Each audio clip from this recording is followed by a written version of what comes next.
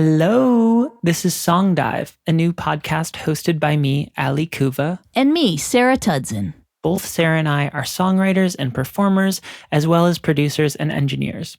I make music in New York City under the artist name Ali. And I make music in Los Angeles under the name Illuminati Hotties.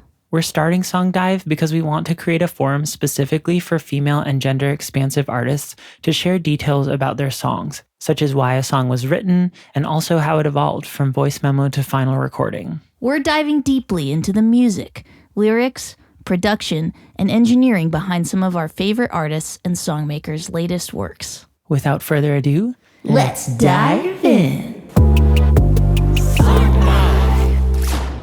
Yeah, Sophie, thank you so much for joining us today. Letting us ask you a couple of questions. Your new EP that just came out is amazing. Called Lunch at Dune. And it's been out for less than a month, I've noticed. Yeah, it was kind of a little end of the year. So, I guess little toe in the water of like new music that's coming out next year. So, I've been really, just happy to release new music, to be honest. Yeah. I've been listening to it now because we were going to do an episode like last week-ish, and we kind of rescheduled a couple times, but I've basically taken the week to like check back in and listen to the EP in different context in my headphones, walking around, and it's like, the last week I like went for a run with my headphones on, listening to that song, just on repeat, like Reverie, and I was like, is my life a movie? Excellent. Right now? That's the correct response. It just like so easily allowed me to get into my own feelings, if that makes sense. These songs feel very emotional.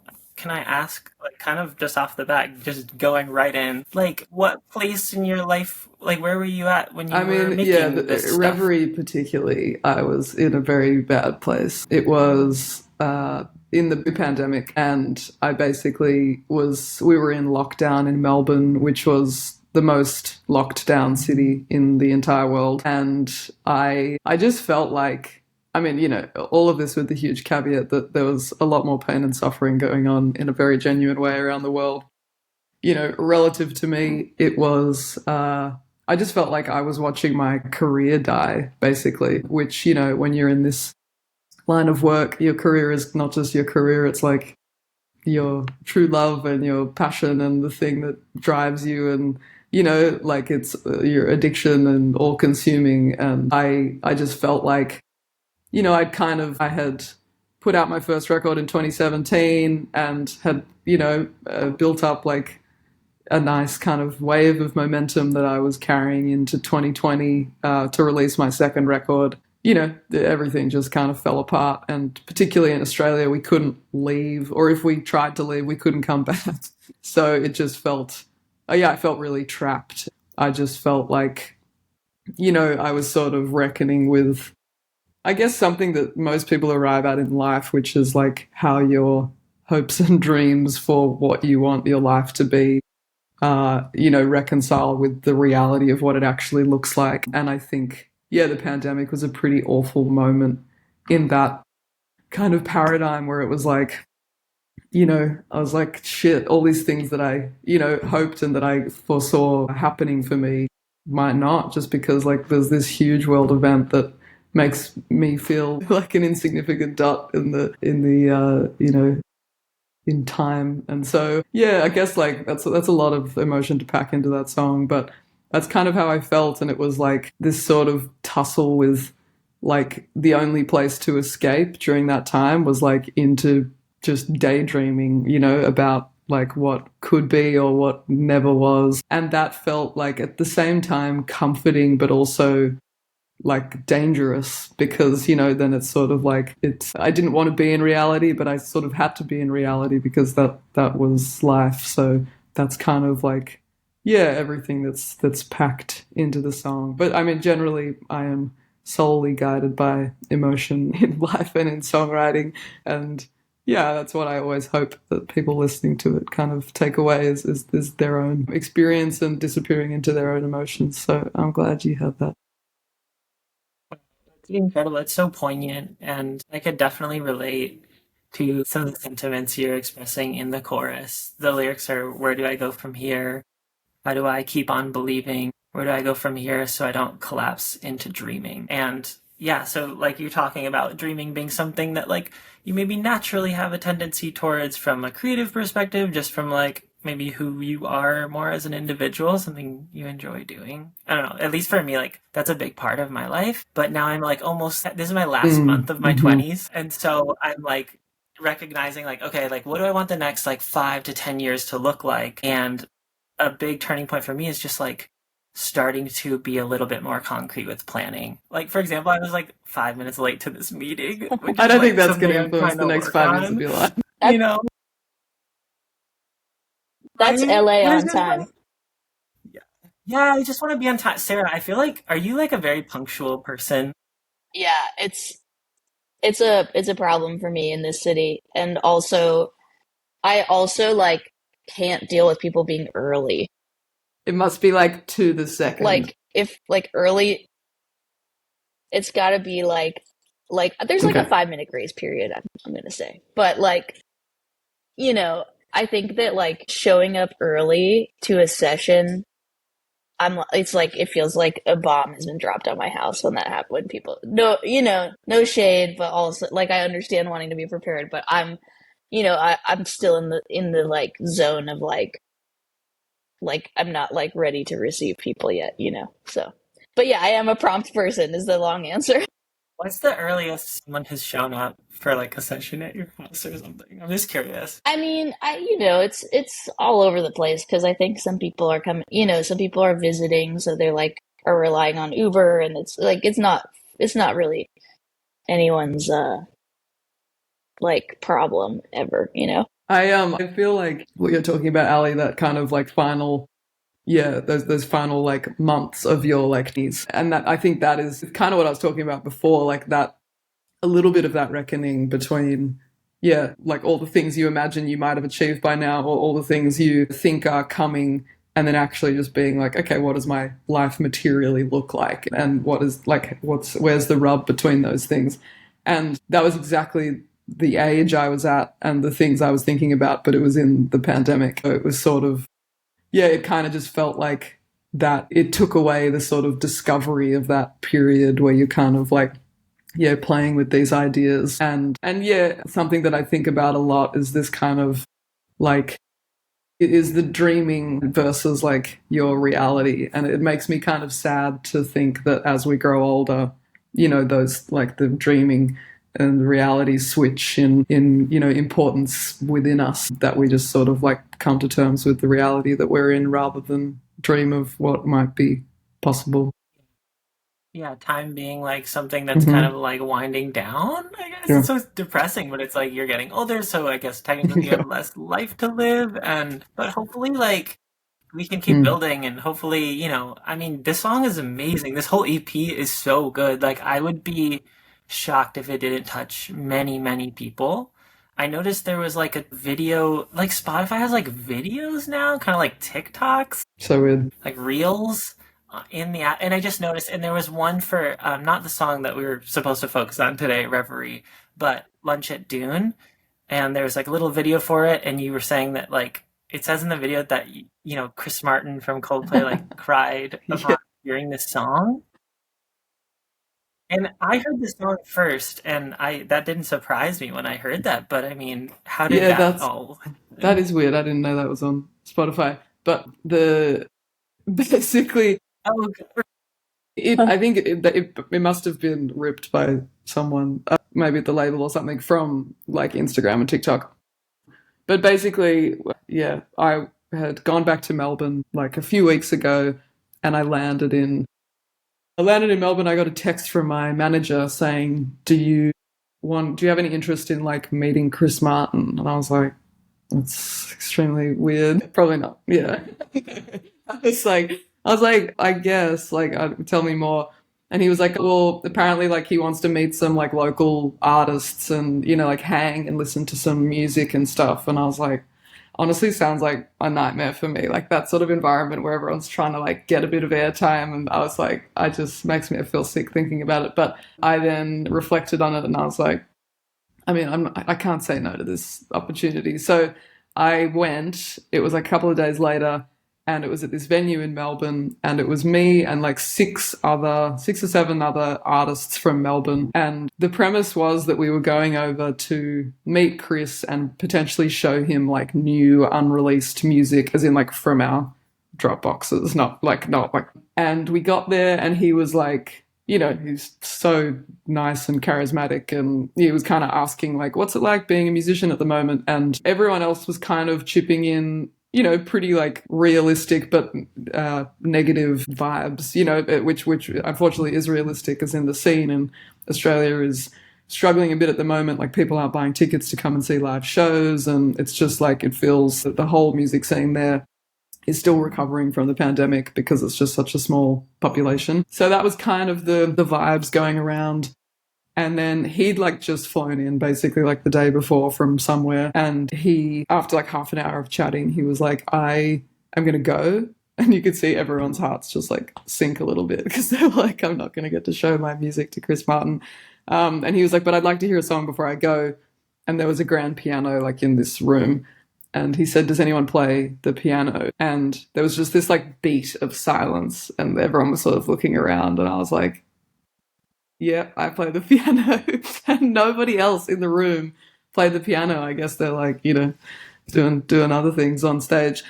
But yeah, exactly.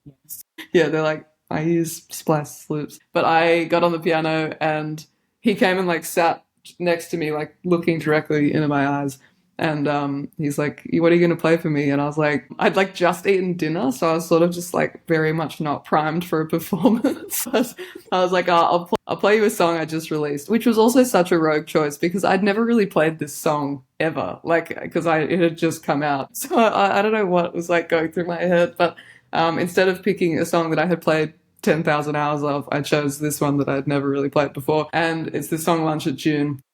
And so I just sort of started playing it, and yeah, I kind of was like in shock, so I'm just like playing the song, and then like kind of I get to the second verse and I was just sort of like became very aware of like, what the fuck is going on? But Chris is like sitting there looking at me, I'm playing this song, I was just having all these narratives in my head. And then my voice sort of started to shake, my legs were shaking, and I was like, fuck, I need to like get a handle on my nerves. Anyway, so I just closed my eyes and just like powered through to the end of the song, and then I like opened them at the end and I look up at him, and yeah, he was just like these ones, and just had like tears coming out of his eyes. And I was like, well, thank you, thanks for listening. And he was like, you know, he said really nice stuff about the song. And I said, oh, that's really kind of you. And he said, I'm not being kind. And then I asked him, because I basically hadn't spoken the whole night other than like getting up and performing a song. And everyone had been asking him different questions. And I guess in the interest of what we've been talking about, I asked him, you know, how do you balance like your ambition with your day-to-day happiness? Like how do you remain really ambitious in life but still like wake up every day and enjoy being alive even if you haven't achieved all these goals that you've set yourself? And he was kind of like, I don't really know, you know, he's like, I'm still sort of, he's like, I struggle with that all the time. But he said ambition shouldn't be the driver of the car. It should be the fuel in the car. And then he sort of changed his thing slightly, and he was like, ambition can be the driver until you're 27.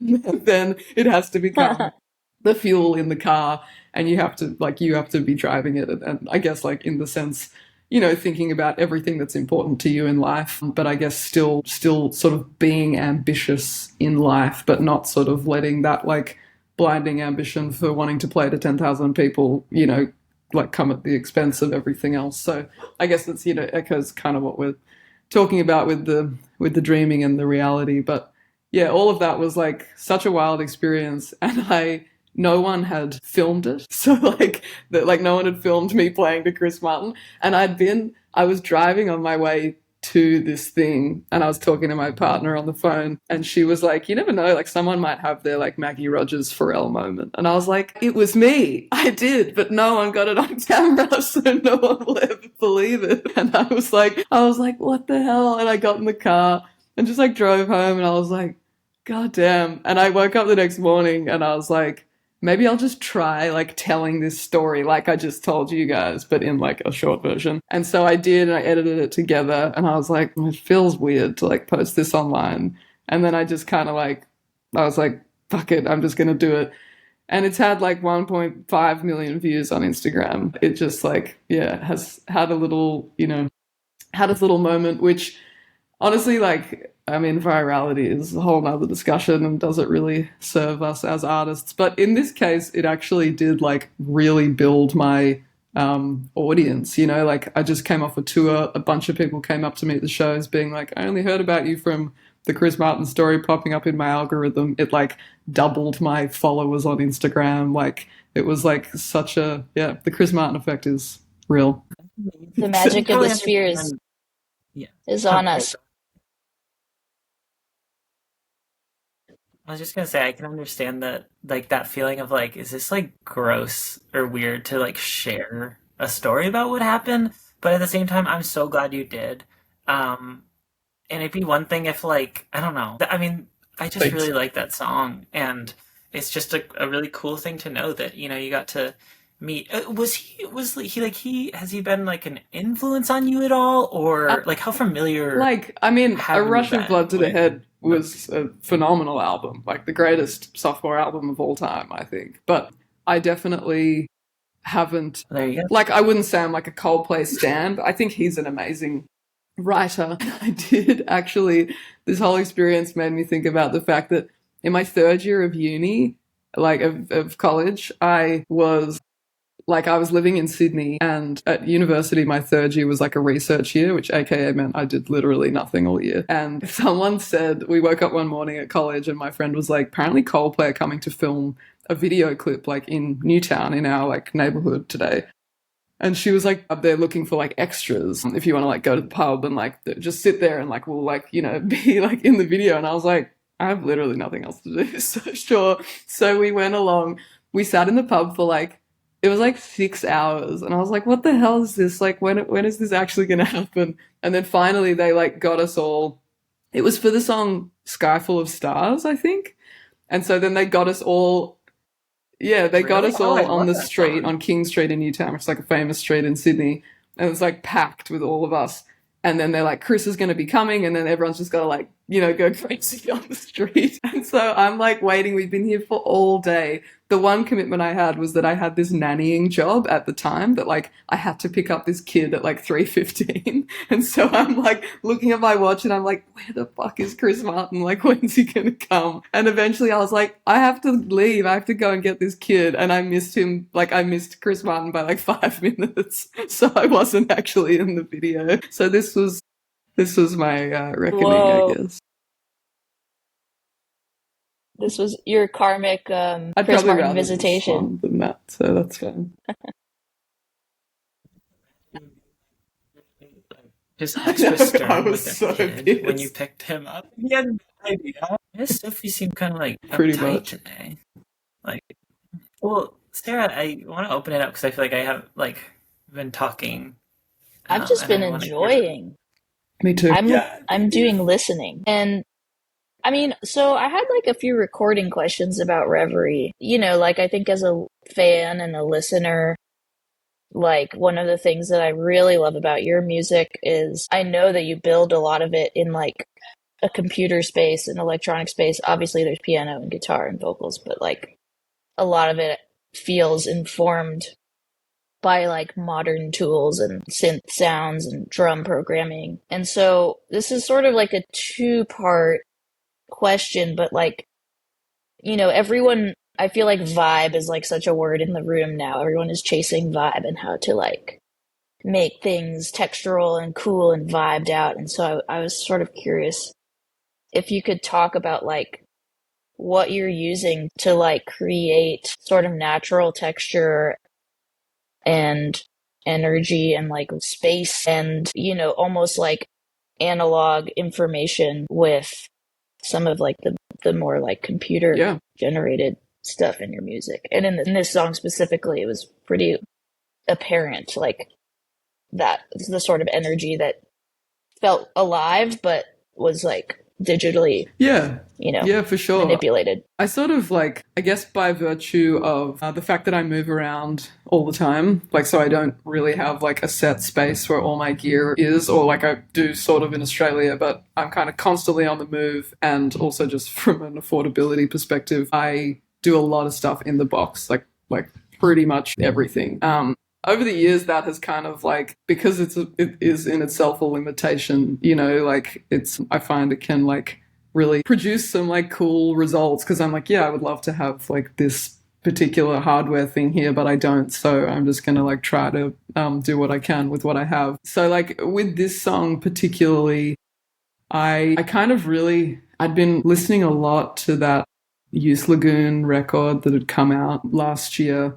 And it was like, yeah, my most listened to record, I think. And I just loved the smallness of it. And I traditionally have not always been a small production kind of person, but I really wanted to like set those rules before I started this. And I originally like just recorded like, you know, as a demo, I guess, like the acoustic guitar for this song in this little room in Melbourne, like during the pandemic. But it sort of felt like it had no texture, no vibe, no personality. Like it was just sort of a song. And so I guess I sort of like started with the guitar, and I kind of started to think like, what are the visual kind of references for this song? And I wanted it to feel like it was like a memory in a glass jar that I was like kind of turning over in my hands, and it was sort of like coming in pieces, but it was like this small kind of contained thing.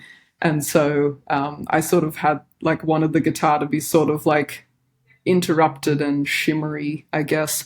And so I, you know, in the same way you would run a guitar through like a reel-to-reel tape and then run it through again and then run it through again, you know, while it disintegrates, like I did the same thing with an Ampex tape simulator, like, but so kind of ran the whole thing through the bus, exported it, ran it through the same bus, exported it, you know, so you kind of get like the degradation in the same way, but in a very like electronic way. And, you know, I wanted the kind of like little shimmeriness to feel clumsy and random, and I use that brow motion plugin all the time on pretty much everything, but just like little bits and really sparingly, so it can kind of, yeah, I guess like in the adding dimension like within these kind of set parameters. And then I basically like layered up the guitars a whole lot. There's really not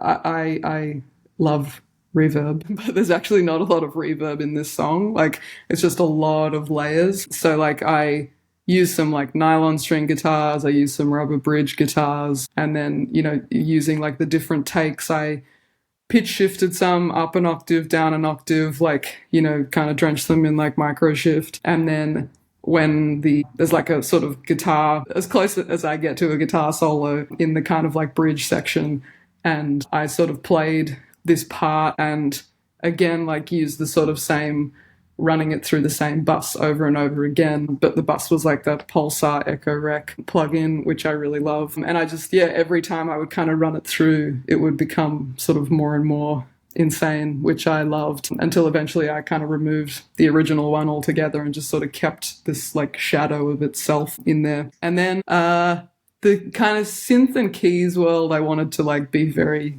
understated in the background. So it's kind of all pretty sparse and like all I think all like soft synths. But if you like look at the session, it's just like the volume is automated like a manic person. Like it's just kind of all like extremely like this, which I, you know, yeah, for me, like I get so obsessed with like how the track breathes. And so I think, you know, versus just having like do like the synth, you know, like line just kind of continuing as a pad, it's like, how do you kind of get that? I guess for some people you could just like literally play it on a key, like on keys, and be like fucking with it as you go. But because I'm doing it in soft land, it's, you know, I then have to kind of go through and automate it. And then the kind of like final step obviously was the vocals. And that for me was like, you know, the whole essence of the track. I had some original vocals recorded, but I actually rewrote the chorus, like, because this song I wrote, yeah, obviously in the pandemic, so like 3 years ago, but I had a different chorus in there and it just wasn't connecting to me. And so I kind of, it's interesting. I've done this a few times before where, and it's kind of a special experience where you get to then zoom out of the song after it's existed for a few years and be like, what is this really trying to say? Like, what is this really about? And then you can kind of, yeah, I can sort of like have another go at like trying to sum that up, which I felt like I did a better job of this time around with this chorus. So yeah, I re-recorded all the vocals and I recorded them all on a bullet microphone. So like, microphone that's usually used for like harmonicas. And it has just like, yeah, there's kind of, it's almost like all the highs are really non-existent and it just kind of exists in this like beautiful mid zone. And I really like, all I did was run them through like an 1176. Like there's basically nothing else on the vocals at all. Like there's no reverb. There's just like, yeah, there's like a, probably 3 takes and then like a bunch of BVs, but that's basically it, which is like, it shows how much that microphone gives texturally because like it really, yeah, I tried to, which is also my approach to everything. Like I tried to add all this stuff and then basically just like took it all away because I was like, it doesn't need it. So yeah, it's the whole vibe with this song, sonically was like keep it simple, which is really hard for me to do. So I feel like really held myself to account with this one and sort of just tried to just let the parts speak for themselves. It's like really shows, I think, like the way the track builds and sort of like moves through time. You can hear like all of that coming in and out, especially like on the guitar riff. I feel like it's so like meditative. It's like kind of doesn't change in part, obviously, but like it does, like, yeah, like you said, like there's just like echo rec delay in the Brit, like you're just like fucking with it over the course of the whole song. And it's, though it starts very simply and kind of remains that in musically similar, like, and then like the harmony below it kind of like is unexpected, like it basically up through maybe even the second chorus. It's like the harmony feels so the same, and then the second chorus, it's like, oh, like it feels completely reharmonized or something. I mean, usually which is so cool. Will like sing, like when I'm doing backing vocal takes, I'll kind of just like press start on the song and just like give it a go and then do that over and over again. And if there's some that I really like, I will then like go in and specifically double them. But I kind of like the sort of natural variations that come from like doing whole passes of backing vocals because yeah, it does sort of have that reharmonizing effect where it's like you're not just kind of like yeah, doing the kind of same thing over and over again. And when it's a song like this where there is not a whole lot going on musically, I think those like it's all in those kind of little variations to keep the sort of production story going. Yeah, totally. And it sees it through all the way like to the end. It does that sort of hairpin thing where it's just like it doesn't ever really go back to being like how it is at the beginning, which is so cool. And yeah, I don't know. It's like, it really feels like you said, like that's such an interesting metaphor of turning like a bottle with like sand, like looking at something through like a snow globe or a jar. Cause it does feel like that, like it doesn't, you accomplished your goal. And it was so cool to like, to just hear that it's like, that was the starting point, because I think all of us can agree that so often we get transported to a different universe that's equally as exciting, but like maybe not what we set out to do at the beginning of a song all the time. Yeah. It really like it did this song more than usual felt like, yeah, I sort of started with an idea and finished with that same idea, which as you said, like doesn't actually happen all the time. And honestly, like this song had, because it was like a B-side on an EP, like such low stakes, it had like there's no feedback from anybody on it. Like I just delivered the song and there was no, like, I don't know, if you release a single or something and the label and the manager or whatever, and they're like, should do this, you should do this. Not that I'm insinuating what it sounds like I'm insinuating, but I do think like this was just like a nice creative experiment where it was like completely untouched by anyone else, you know?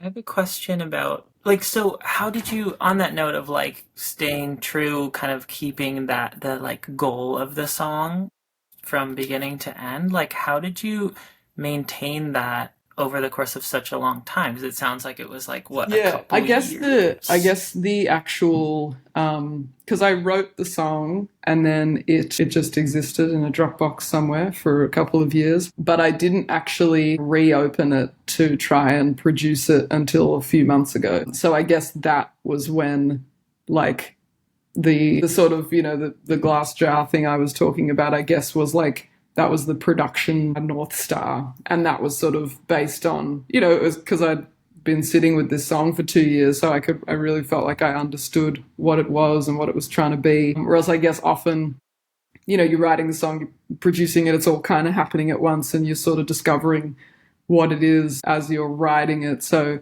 you don't often have that nice like time and grace period to really sit in it and think like, how can I reflect what this song is about in its production decisions. Whereas this song, I kind of had that time to like reapproach it, you know, and be like, okay, I want the production to echo the sentiment in the lyrics. And so, yeah, I think like I sort of had my like a few reference tracks, like I was mentioning that like Youth Lagoon record and I kept kind of, you know, I'd come in each morning into the studio and I would only listen to those songs so that I would like just sort of not pollute my brain with like other influences, because I just thought I would just, yeah, see what felt like an experiment through to the end of just being like, I just want to stay in this like little box and, you know, see how the song comes out of that. If I don't like it, then I'll start again. But yeah, I did. Fascinating. And thank you like so much for going into the process of making it. I really appreciate it. It's so interesting to learn about. And I also didn't realize that it sounds like you've like primarily been the sole producer of most of your Yeah, I catalog, kind of or like, I mean, it's, you know, it's funny because I think this is pretty like common story, but you know, my first album that came out in 2017, like I didn't even own a DAW. You know, like I had no idea how to do anything on like in an engineering or production setting. And I think like after that record, I sort of started to learn through demoing, as a lot of people do, who aren't, you know, don't have formal training. And then I mean, I sort of had my first record. I worked a little bit with a friend of mine named Alex Summers, and that was like a hugely informative experience for me in like learning engineering and production. Like he's just a really amazing guy. I worked in a studio with him in Reykjavik in Iceland, and he just taught me, yeah, okay, and so he it just is, taught me so much yeah. about about making music and about production decisions. And then my second record, I kind of had this like, you know, big folder of like half produced demos. And these two friends of mine who I was traveling with and playing with a lot at the time, Zach Hansen and Chris Messina, I sort of showed the songs to them and they were like, you know, like, we'll just help you get it over the line, which, I mean, they did more than that. But like I really learned a lot through that process of like, what to throw away and what to keep. You know, that was like kind of the theme of that record. And there were some songs on there which were basically zhuzhed up demos. And so I think then from there, you know, I started making what is going to be next year my third record. And I felt like I'd kind of, my first record was pretty maximalist. My second record was very bare bones. And so I sort of felt like, you know, in an ever evolving process, I felt more confident in my decision making of thinking like, you know, again, what to keep and what to throw away. So I guess in that sense, this third record, though, again, I've had amazing collaborators help me out. I have essentially sort of, yeah, brought the whole thing together and spent months and months in a tiny room by myself finishing the thing. So I feel, I feel like I have a pretty good but ever evolving handle on production. I'm really impressed. Yeah, that's incredible to be walking away with like this EP that it just sounds so much like the production is being true to what the songs are about, what they're communicating lyrically, melodically, and I don't know. I think that's like it sounds like you really have a gift for even Thank just you. production. That's very kind. I mean, it's yeah. I definitely am no technical expert, and I do everything by feel and just listening. And I think it's something that is really interesting, though, the idea. And this is something I've like done the other way. Like, is I feel like these songs and the songs that are coming, I have really tried to link the production decisions to the lyrical content and like the meaning of the songs. Whereas previously, like, back to my first record, I actually found it more interesting to like put those two things at odds with each other, which again, it's no right or wrong way. But the phase I'm currently in now is kind of what you're describing, which is like, trying to marry the production a bit more with what the song is trying to say. Yeah. I just have a couple of questions I would Yeah, love to got ask nothing but if time. you have time. Okay. Were there any like main takeaways that you feel like you learned or that you remember most from working with Alex Summers? I love Alex Summers. He is just like, that whole experience for me was like just honestly magical. Like, it was the middle of January in Iceland, so it was like pitch black 24 hours a day. It's like thick snow. I would like trudge from my hostel to the studio every day. I'd take my shoes off, put on little slippers, and we would like walk around like elves making music. And I think like what I learned, like I honestly think there's probably no one who's like shaped the way that I love producing more than him, because he's the first person that showed me to like plug a microphone into an amp and sing through it, and not just sing like a melody, but just sort of like create ambience in that way. So I think like Alex taught me that, kind of how to like infuse that kind of ambient production with individuality, and how to like think like, what is the most interesting thing about me as an artist? And one of those things for me is the way my voice sounds. And so, how can I use that in a way that really kind of draws people into my music? And it's all like techniques and ideas that I've really carried with me and use all the time from my experience with him. Super cool. Is Alex in Iceland, or did you go to a studio? He lived How did you there end up for in Iceland? 13 years, and he had a studio there. And the record I didn't make the whole record with him, but I made a chunk of songs with him.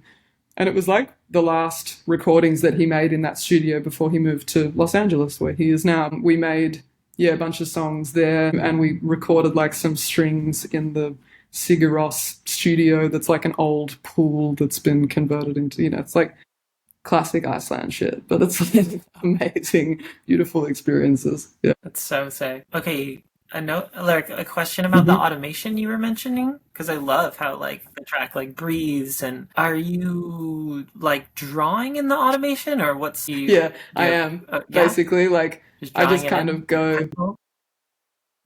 Just like once sort of the arrangement's in place, like I'm just like closing my eyes, going through it, and like feeling like there needs to be a little breath there. So then it's kind of like just literally drawing a fucking hole in the volume, and like things, just tinkering with like the velocity at which like those sounds return, and because that stuff I just really, for the 5% of people that notice, I think it's really important. Are you all mouse, or do you have a little fader port? Like, I'm definitely like lacking in efficiency in my techniques for doing that. And I know there's like, because I mostly use Logic, there are like some settings where you can kind of like do it as you go. I might graduate to that, but I kind of like the absolute minute detail that you can just get into by just like by mousing it. So you're stopping the song and then drawing that, and then that's cool. You might be able to pick up something more efficient. Yeah. I have one more question, at least. I mean, I could think of so many as you're talking, but to keep it shorter, I was wondering, so my experience listening to this song was that I think for the first like several times I heard this song, I just subconsciously perceived it as being in 4/4 time, because I think and I've since like it started clicking a few days ago, and I was realizing like I was like, why can't I grasp the phrasing? If this isn't 4/4, like this is crazy, and it's so cool. And I will say, just as an aside, one effect that had on me of not really understanding the phrasing and the meters was that I was just sort of I was extra listening to the vocal and really just hearing what it was saying. So I don't know if that was intentional on your part, but it was Oh, that's cool. really I mean, part effective. of it, like, yeah, part of it was intentional. Part of it was some like happy accidents where the original like demo is very much like, dun, dun, dun, you know, it was like very like blocky in its like the parts that I'd like sketched out. And so I think yeah, like Like kind of waltzy, like kind it's of. maybe, yeah, like on the spectrum of waltzy. And I was like, wow, I need to get Oh my god. as far away as possible from that. So I sort of was like trying to make the parts like distract from what felt to me like the blockiness of the time signature. But then the thing that probably like warps it more is like the delay bus, like which is like the RC20 and the brow motion on the acoustic, that like the actual delay pattern kind of is like I think what makes it feel like it's more in common time, like in 4/4, than actually like in that sort of, you know, 6/8 kind of vibe. And I like even when I listen to the introduction of the track, I'm like trying to like pick the one, you know, and I almost like can't get it until the vocal comes in. And for a minute I was like, that's kind of annoying. And then I was like, actually I really like it. So then I just kept it. Yeah, I think it's super cool, and honestly hope that I can like come across more music in the future that sort of just Yeah. features that sort of thing, just kind of inherently. I think for me, like hearing the acoustic guitar, it's like two notes that will bounce back and forth. Like it sounds like a lower string and then a higher string, and the higher string is sort of emphasized, or at least it's a higher note.